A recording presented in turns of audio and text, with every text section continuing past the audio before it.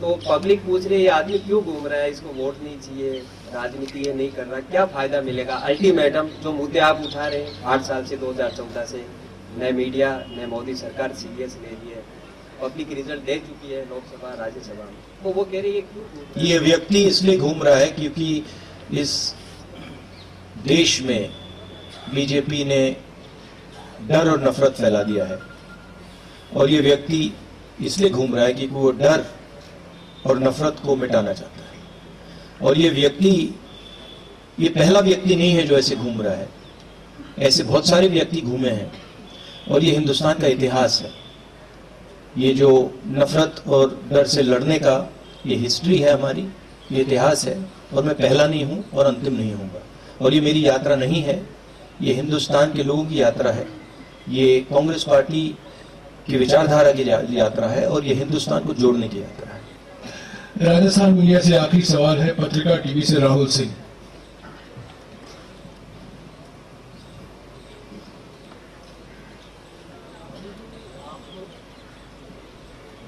देखिए हिंदुस्तान, एक और चीज जोड़ना चाहता हूं, देखिए हिंदुस्तान में एक फैशन बन गया है, और ये प्रेस वालों ने भी थोड़ा फैलाया है, बीजेपी आरएसएस तो फैलाती है कि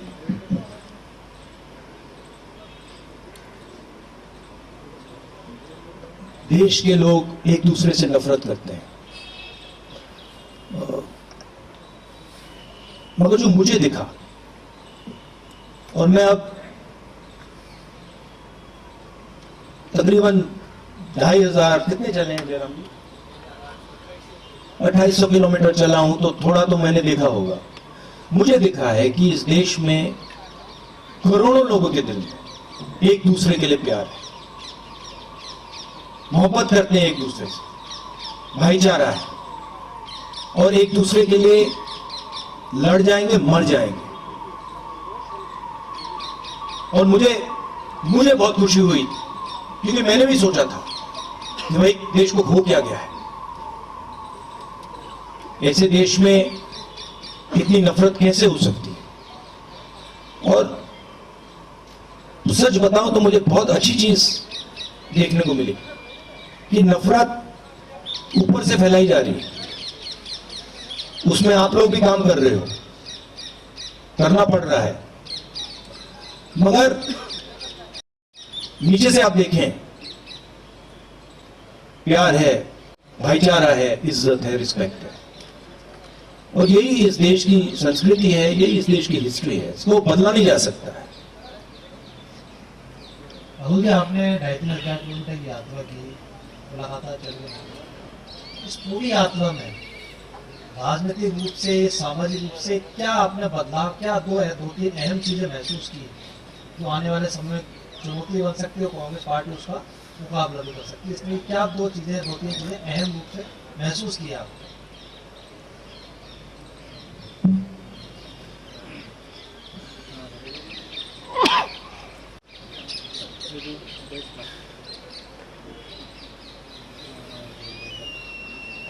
इस देश में आर्थिक अन्याय हो रहा है,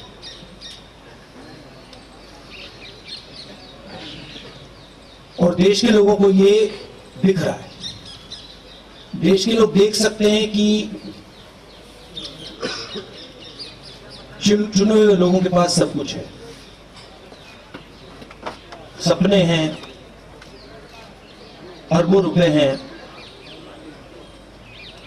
सब कुछ है, और करोड़ों लोगों के पास कुछ नहीं, सबको दिख रहा है।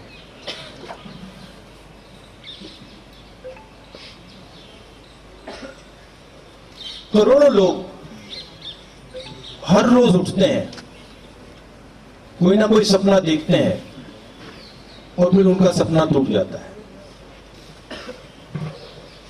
युवा कोई इंजीनियर बनने की कोशिश करता है, कोई डॉक्टर बनने की कोशिश करता है, दिल में उनको सच्चाई मालूम है कि कुछ मिलेगा नहीं, जानते हैं, जैसे बहुत सारे युवा मुझसे कहते हैं, मैं पूछता हूं क्या कर रहे हो, आईएएस में जाना चाहते हैं। फिर मैं सवाल पूछता हूं, बेटा हिंदुस्तान में कितने लोग हैं? 140 करोड़। बेटा हिंदुस्तान में साल में आईएएस कितने लोगों को मिलती है? 150। क्या तुम्हें सचमुच में लगता है कि तुम आईएएस में जा सकते हो? चुप हो जाते हो। तो इस देश में जो अन्याय हो रहा है, जिसकी रक्षा आप ही कर रहे हो, जिसको आप ही छुपा रहे हो, आप नहीं छुपाना चाहते हो मगर छुपा रहे हो, वो देश की जनता को दिख रहा है। और यही कांग्रेस पार्टी का काम है कि जो देश को जो विजन होना चाहिए,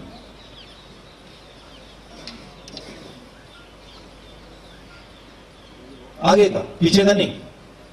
बीजेपी कहती है देखो देखो देखो 2000 साल पहले क्या हुआ, वो विजन नहीं होता है। जैसे मैंने किसी से कहा, गाड़ी को आप रियर व्यू मिरर में देख के नहीं चला सकते, एक्सीडेंट होगा। वो हिंदुस्तान को हो रहा है। कांग्रेस पार्टी आगे देखती है, भूलते नहीं, इसलिए को भूलते नहीं, मगर हम आगे देखते हैं। हम देश को विजन देने की कोशिश करते हैं, हम देश की आवाज सुनते हैं। तो हमारे बहुत बड़ी अपॉर्चुनिटी है, और ये काम सिर्फ कांग्रेस पार्टी कर सकती है और कोई बीजेपी नहीं कर सकती। तो हमारे लिए बहुत बड़ी अपॉर्चुनिटी है।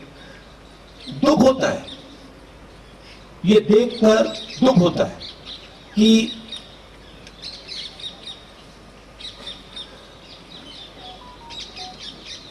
सौ लोगों के पास इतना धन है जितना 50 करोड़ हिंदुस्तानियों के पास है। एक तरफ 100 लोग, दूसरी तरफ हिंदुस्तान की आधी आबादी, उतना ही धन इनके पास, उतना ही धन इनके पास। पूरा हिंदुस्तान जानता है क्या हो रहा है। मैं हैरान हो जाता हूं कि लोग चुप रहते हैं।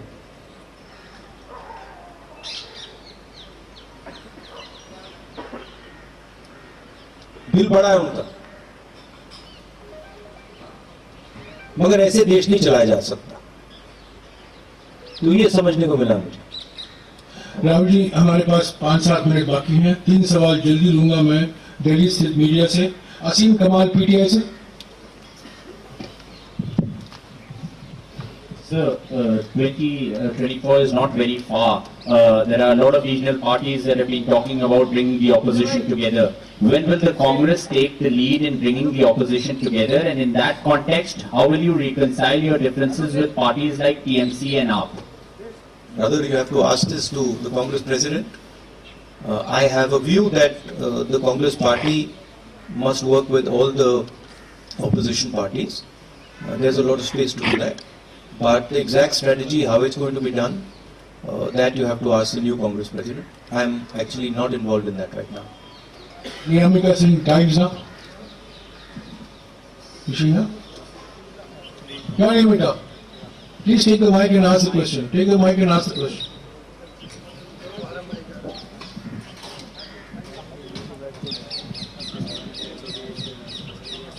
Hi sir, sir, my question to you is that after this successful completion of 100 days of Bharat Jodo Yatra, is the Congress party also planning to move from west to east in our country?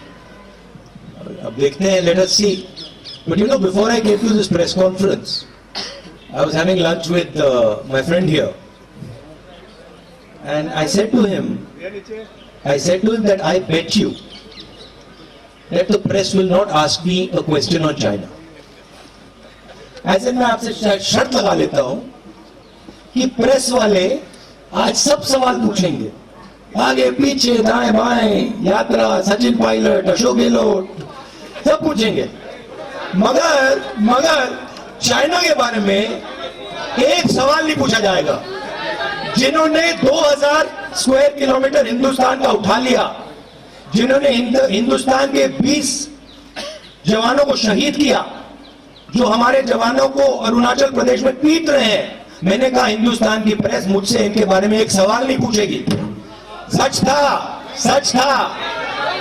Vijayalakshmi from India news, Vijayalakshmi mic दीजिएगा विजयलक्ष्मी जी को। Brother, देश देख रहा है, ये मत सोचिए कि नहीं देख रहा है। राहुल जी, विजयलक्ष्मी इधर। राहुल जी, मैं चाइना पर ही पूछना चाह रही अब आप पूछ रहे हैं चाइना पर? नहीं राहुल जी, हाँ, पूछ रही है। नहीं, मैं चाइना पर ही अब याद आया चाइना। अपनी बारी का इंतजार कर रही थी मैं, क्योंकि एक ऑर्डर है प्रेस कॉन्फ्रेंस का, क्योंकि पार्लियामेंट में आप से मुलाकात नहीं हो पाती है। भारत जोड़ो यात्रा में आप हैं, आपकी पार्टी उठा रही है ये मसला हाउस में, लेकिन सरकार की तरफ से कहा जाता है 1 इंच भी कोई हमारी जमीन का नहीं ले सकता है। लेकिन उसके बावजूद इस तरह की घटनाएं हो रही हैं। आपको लगता है अप्रोच में कुछ चेंज करने की जरूरत है?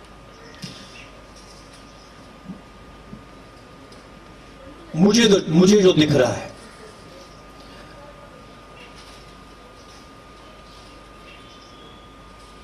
जो चाइना का थ्रेट है, और मुझे तो वो क्लियर, और मैं इसको अब 2-3 सालों से कह रहा हूं, वो बिल्कुल क्लियर है। और सरकार उसको छुपाने की कोशिश कर रही है, सरकार उसको इग्नोर कर रही है, मगर उस थ्रेट को ना छुपाया जा सकेगा और ना इग्नोर किया जा सकेगा। उनका पूरा प्रिपरेशन चल रहा है, उनका लद्दाख की साइड और अरुणाचल की साइड पूरा ऑफेंसिव प्रिपरेशन चल रहा है। हिंदुस्तान की सरकार सोई हुई है, इस बात को हिंदुस्तान की सरकार सुनना नहीं चाहती है, मगर उनका प्रिपरेशन चल रहा है, और प्रिपरेशन यूथ का है। प्रिपरेशन कोई इंकर्जन का नहीं है, प्रिपरेशन यूथ का है। अगर कोई भी इन बातों को समझता है, अगर आप उनका वेपन्स का पैटर्न देख लें, वो क्या कर रहे हैं वहां पे, वो युद्ध की तैयारी कर रहे हैं। और हमारी सरकार इस बात को छुपाती है और इस बात को शायद एक्सेप्ट नहीं कर पाई। हो क्यों रहा है? क्योंकि हिंदुस्तान की सरकार इवेंट बेस्ड काम करती है, हिंदुस्तान की सरकार स्ट्रेटेजिकली काम नहीं करती, इवेंट बेस्ड काम करती है। वो सोचते हैं कि भैया यहां पे एक इवेंट करो, यहां पे एक और इवेंट करो, मगर जब आप इंटरनेशनल रिलेशंस की बात होती है, जियो स्ट्रेटेजी की बात होती है, वहां पे इवेंट काम नहीं करता है, वहां पे शक्ति काम करती है। तो मैंने 3-4 बार बोला है कि सावधान रहना चाहिए, जो हो रहा है उसको समझना चाहिए। उनकी बयानबाजी आती रहती है, मैं देखता हूं एक्सटर्नल अफेयर्स मिनिस्टर बोलते रहते हैं, कहना नहीं चाहिए, मगर शायद उनको थोड़ी अपनी समझ गहरी करनी चाहिए। आखिरी सवाल राजीव सरदेसाई, इंडिया टुडे से। Mr. Gandhi, thank you very much for addressing the press conference. It's good to have leaders who take questions from the press, and we were going to ask a question on China as well. No, you will not. No, we had it. Maushmi and I had discussed it, No, but of that's course. okay, sir. No. Of course. That's After I said it, of course, now suddenly the questions will come. No. Anyway, we don't need to get into it. Sir, you started your press conference by saying that you believe the yatra has been a success as it's gone from Kanyakumari into North India. Can you define for us what Rahul Gandhi believes is the success of a yatra? Because only last week you lost an election in Gujarat badly, you won an election in Himachal. Is electoral success one of the criteria for you when you say success of the yatra? And what next for you after this yatra, Rahul Gandhi ji? Are you building towards 2024? Is that also part of this yatra's? Look, there is a particular vision of this country that the RSS and the BJP propose. There is a particular path that they believe this country should take. It's a violent path, it's a hate-filled path, it's a path that is designed to ideas.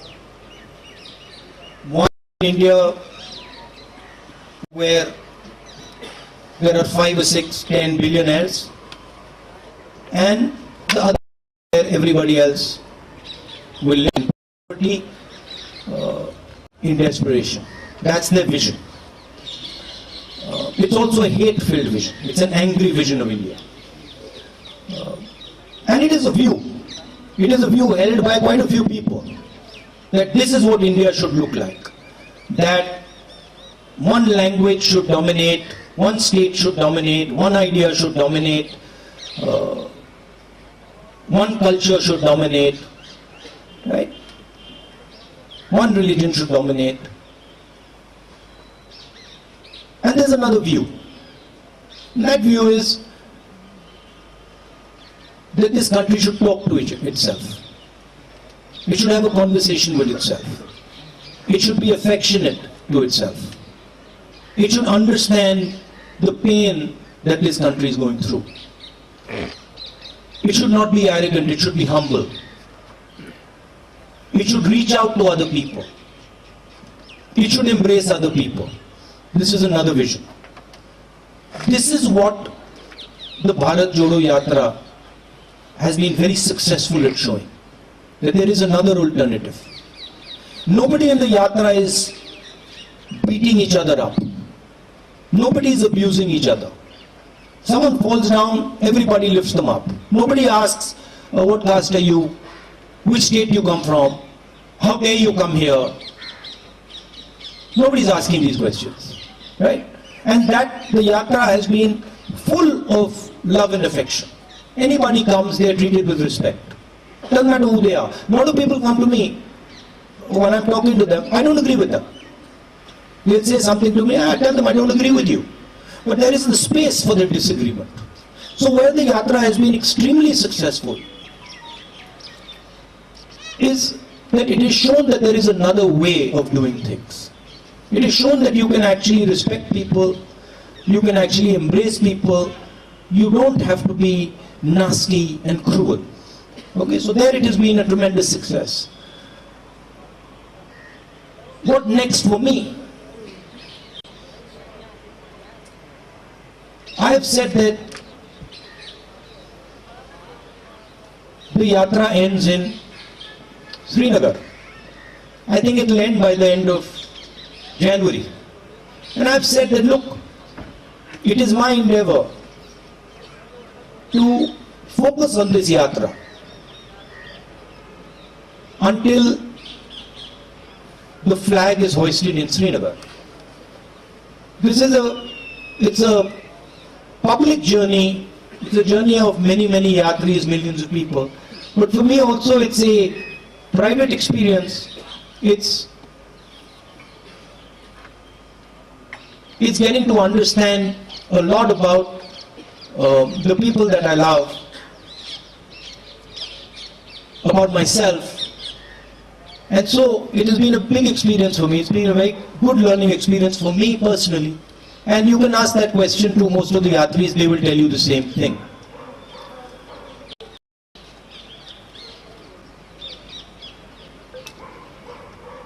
One of the reasons the BJP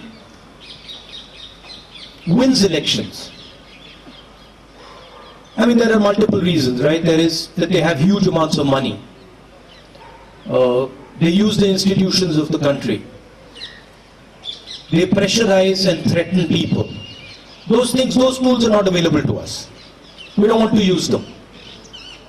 We will never take over the institutions of this country because we are the ones who built them and we know that they belong to the country.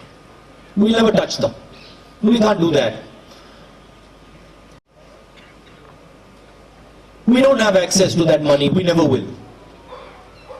Right? Because we don't offer the conveniences that the BJP offers. We say inconvenient things about farmers and laborers and small businesses and youngsters, and we do all that. So we'll never get that money. But one of the other reasons that BJP wins elections is because they're very clear on who they are. They're hateful, I don't agree with them. They divide India, I don't agree with them. but they have complete clarity on who they are. It's easy to have clarity on who they are, because for them it's just, do you hate so and so? Yes, you do. Okay, that's who you are. For us it's much more complicated.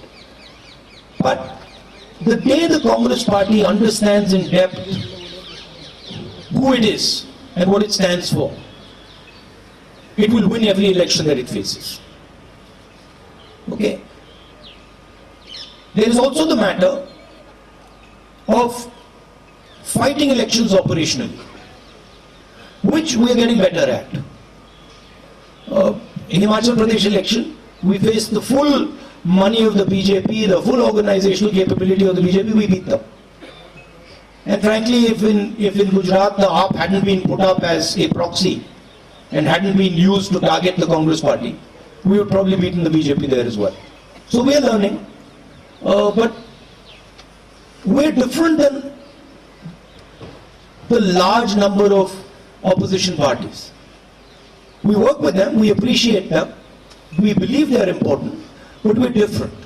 And the way we're different is we represent a national ideology. We represent a vision for the country. None of the regional parties can represent a vision for the country. They can represent a vision for a community or a vision for a state, but they cannot represent a vision for the country. Right? And what we're competing with is a vision that the BJP is proposing for the country. So the space of the Congress Party will always be there. The people who believe in the Congress Party will always be there. Let me finish. The people who believe in the Congress Party will always be there. It's a question of getting them excited, getting them motivated, and getting them to believe in what they stand for, which the Yatra has been very, very good at doing. No, Rajdeep, no supplementary, please. So no supplementary. Rajdeep, no supplementary, please. Okay, you're not thinking of 2020. Shukriya, Rahul ji, shukriya. Okay. So you're not thinking of 2024 or... No supplementary, please. Please respect the rules that have been set. No, let me... I have informed you the rules. Jairam, one second. See, the point is, see, I understand. Look, no supplementary. आप बार-बार पूछते हैं. I'll just answer that. आप बार-बार पूछते हैं. आप चुप रहिए. I'll answer the... चुप रहिए आप. आपको पहले मिला था तेलंगाना में. आप हरियाणा में आइए. आप हरियाणा में आइए. अगले प्रेस कॉन्फ्रेंस में आप हरियाणा में आइए. नहीं, मैं आपको करवा दूंगा. पहला आपको देंगे. अरे आप बार-बार पूछते हैं राहुल जी. या धमकी देते रहते हैं आप. Okay, friends, everybody friends. Okay, 1 second. Now, I just want to say one thing to Raji. Okay. See, the point is that these questions are meant to distract. Right? They're meant to take the press conference to a different place. I've got enough experience now. I'm not going to fall for it. Right? And I'm not going to actually indulge in helping you take the press conference to a place where I don't want it to go. Thank you.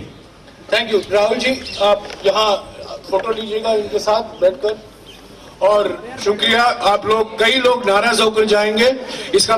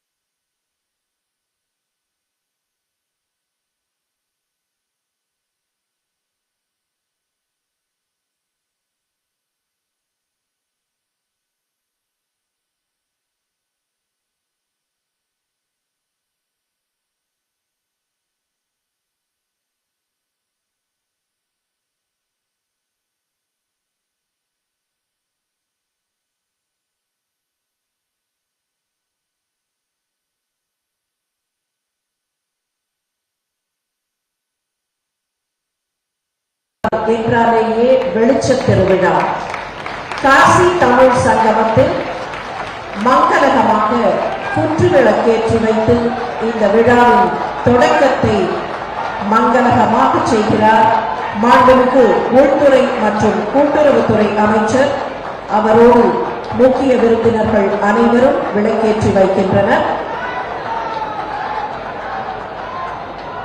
मधुर मनोहर अतीव सुंदर यह सर्व विद्या की राजधानी, ये 3 लोगों से न्यारी काशी। जी हाँ, बीएचयू का ये कुल गीत है जिसे प्रसिद्ध वैज्ञानिक डॉक्टर शांति स्वरूप भटनागर जी द्वारा लिखा गया है और इसे मनोहारी सुरों में स्वरबद्ध किया है संगीत मातंड पंडित ओंकार नाथ ठाकुर जी ने। आइए इस गीत की शुरुआत करते हैं।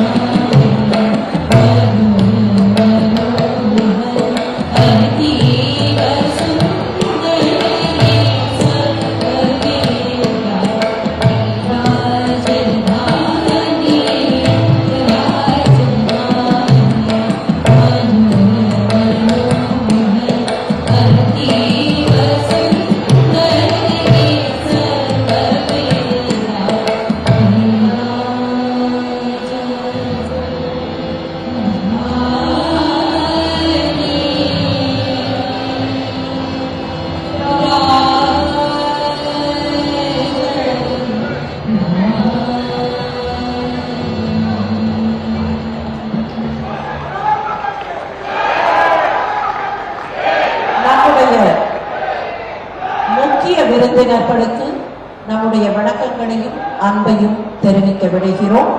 மாண்புமிகு உள்துறை அமைச்சர் அவர்களுக்கு நம்முடைய வணக்கங்களையும் அன்பையும் தெரிவிக்கும் விதத்தில் நினைவு பரிசு அங்கவஸ்திரத்தையும் நினைவு பரிசையும் வழங்கி சிறப்பிக்கிறார் மாண்புமிகு கல்வி அமைச்சர் திரு தர்மேந்திர பிரதான் அவர்கள். काशी तमिल संगमम की एक माह से चली आ रही विराट और समृद्ध सहज धाराएं आज विलय होने जा रही हैं। पिछले महीने 19 नवंबर को देश के यशस्वी प्रधानमंत्री नरेंद्र मोदी जी ने इस ऐतिहासिक काशी तमिल संगमम को काशी की पवित्र धरा पर साकार किया था।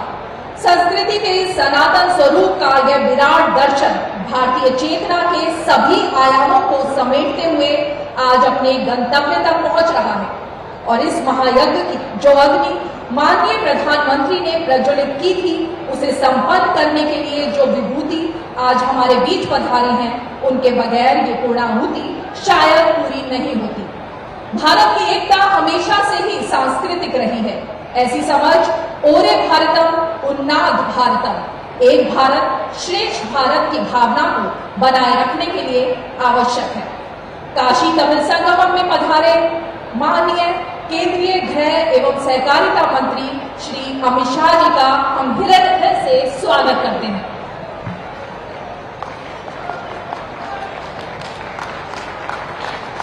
माननीय केंद्रीय शिक्षा मंत्री श्री धर्मेंद्र प्रधान जी से विनम्र अनुरोध है कि वो वस्त्र और स्मृति चिन्ह देकर माननीय अमित शाह जी का अभिनंदन करें।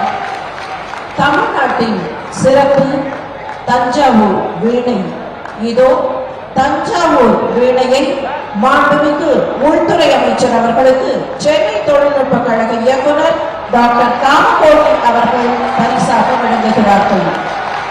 प्रोफेसर बी का वीणा भेंट की है माननीय श्री अमित शाह जी को और यह तंजावुर वीणा तमिलनाडु के संगीत और कला की परंपरा की प्रतीक है। உத்தரப்பிரதேச மாநில மாண்புமிகு முதலமைச்சர் அவர்களுக்கு தற்போது அங்கவஸ்திரம் அணிவித்து நினைவு பரிசினை வழங்குவார் மாண்புமிகு பண்பாட்டுத்துறை அமைச்சர் திரு கிருஷ்ணன் ரெட்டி அவர்கள். अब मैं केंद्रीय पर्यटन मंत्री श्री जी किशन रेड्डी जी से सादर निवेदन करती हूं कि वो उत्तर प्रदेश के मुख्यमंत्री माननीय योगी आदित्यनाथ जी का स्मृति चिन्ह और अंगवस्त्र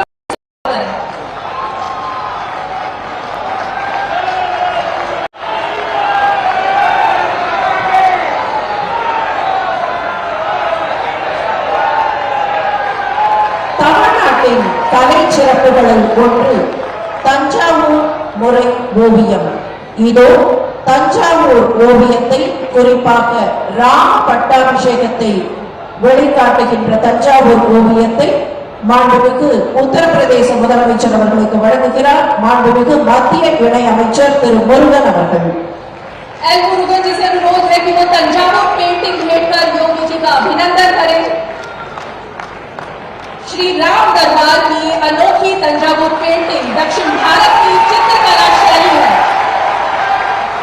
தஞ்சாவூர் வீணை மற்றும் தஞ்சாவூர் ஓவியங்களை நம்முடைய முக்கிய விருந்தினர்களுக்கு நிச்சயமாக வழங்க வேண்டும் என்கிற அந்த எண்ணம் உதித்தது சாஸ்திரா பல்கலைக்கழக துணைவேந்தர் டாக்டர் வைத்திய சுப்பிரமணியம் அவர்களுக்கு. अब मैं केंद्रीय सूचना एवं प्रसारण तथा पशुपालन व मत्स्य पालन व डेयरी राज्य मंत्री डॉक्टर एल मुरुगन जी से निवेदन करती हूँ कि वो तमिलनाडु के राज्यपाल जी का अभिनंदन करें। தமிழ்நாடு மாண்புமிகு ஆளுநர் திரு ஆர் என் ரவி அவர்களுக்கு மாண்புமிகு மத்திய இணையமைச்சர் அவர்கள் அங்கவஸ்திரம் அணிவித்து நினைவு பரிசினை வழங்குகிறார்கள்.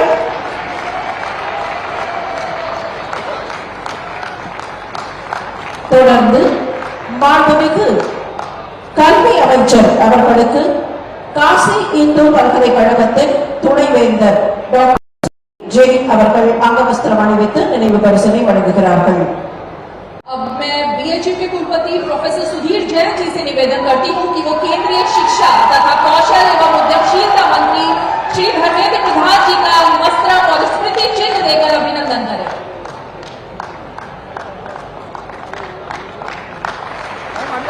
அடுத்து மாண்புமிகு பண்பாடு மற்றும் சுற்றுலாத்துறை அமைச்சர் திரு கிஷன் ரெட்டி அவர்களுக்கு சென்னை தொழில்நுட்ப கழக இயக்குனர் டாக்டர் காமகோட்டி அவர்கள் அங்கவஸ்திரம் அணிவித்து நினைவு பரிசினை வழங்குவார்கள். आईआईटी मद्रास के निदेशक प्रोफेसर कोटी जी से अनुरोध है कि वो श्री जी किशन रेड्डी जी का अंगवस्त्रम और स्मृति चिन्ह से स्वागत करें। மாண்புமிகு மத்திய இணை அமைச்சர் திரு எல் முருகன் அவர்களுக்கு இந்த விழாவில் பங்கு பெற்ற தன்னார்வலர் अब मैं प्रोफेसर सुधीर जैन जी से पुनः अनुरोध करूंगी कि वो श्री एल मुरुगन जी का अभिनंदन करें। காசி இந்து பல்கலைக்கழகத்தின் துணைவேந்தர் டாக்டர் சுதீர் ஜெயின் அவர்கள் மாண்புமிகு மத்திய இணை அமைச்சர் அவர்களுக்கு அங்கவஸ்திரம் அணிவித்து நினைவு பரிசினை வழங்குகிறார்கள்.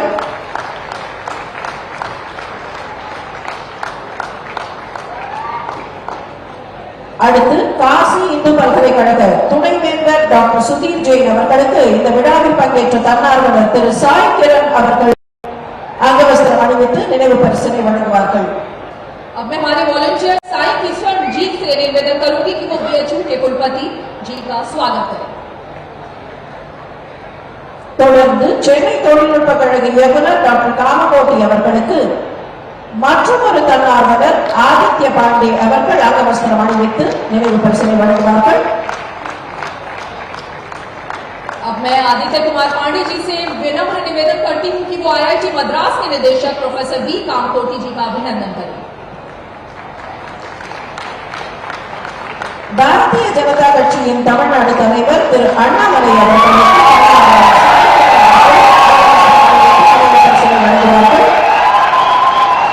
साई किरण जी से अनुरोध है कि वो श्री अण्णामलाई जी का वस्त्र भेंट कर स्वागत करें।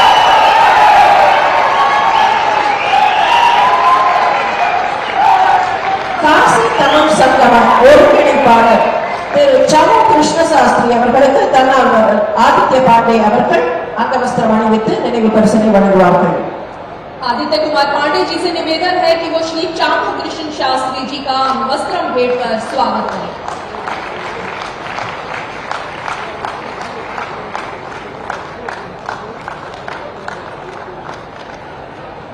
சிவபுண்ணிய தலம் என்றும் கால பைரவ தலம் என்றும் அழைக்கப்படுகிற காசியில் மகாமனா பண்டித மதன் மோகன் மாளவியா அவர்களின் ஆக்கத்தால் நிறுவப்பட்டு இன்றளவும் மிகச்சிறப்பாக செயல்பட்டு வரும் காசி இந்து பல்கலைக்கழக வளாகத்தில் நடைபெறுகிற காசி தமிழ் சங்கம நிறைவு விழாவில் வரவேற்புரை ஆற்ற வருகிறார் மாண்புமிகு கல்வி திறன் மேம்பாடு மற்றும் தொழில் முனைவு அமைச்சர் திரு தர்மேந்திர பிரதான் அவர்கள்.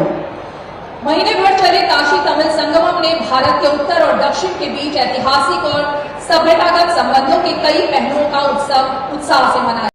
शिक्षा विद्वानों द्वारा काशी की इस यात्रा और ज्ञान के समागम को जमीन पर उतारने में अहम भूमिका निभाने वाले केंद्रीय शिक्षा तथा कौशल एवं उद्यमशीलता मंत्री श्री धर्मेंद्र प्रधान का अनुरोध है कि वो स्वागत।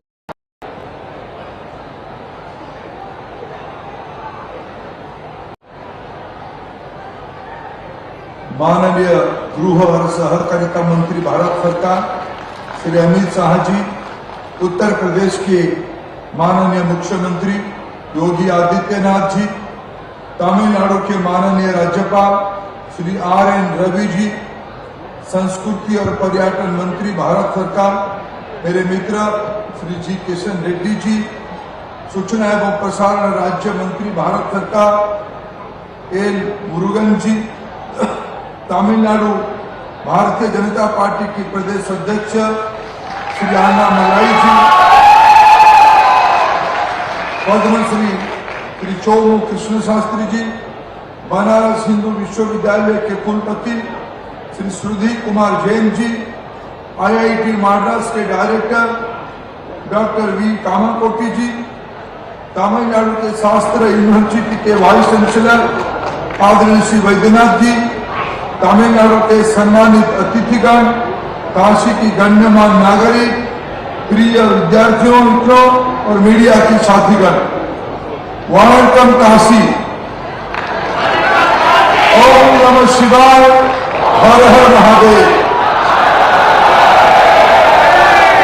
नमः शिवाय वारगा,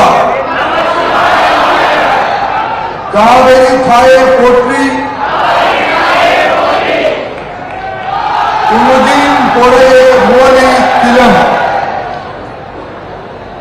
बालूम मोलिया Tamilai Kondada Givam Ida Khana Kashi Tamil Sangamam Tamilai Yesi Kumkumam Nam Pradhamara Hiru Narendra Modi ji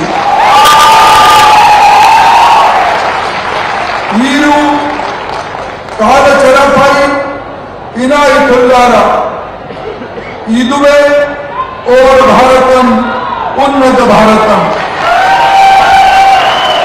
The Mangalam Kashi Tamil Sangamam was inaugurated by our beloved Honorable Prime Minister Sri Narendra Modi ji.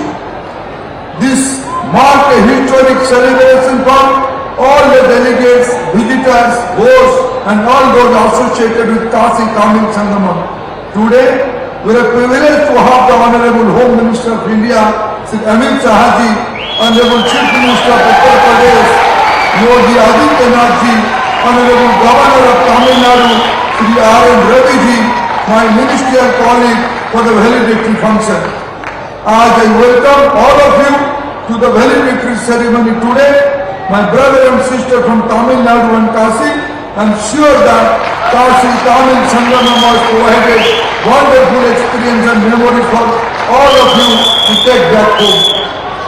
The showcasing civilization and culture richness of Tamil Nadu and Tamilians at Kashi and the synergy between the two has been the underlying themes of the Tamil Sangamam.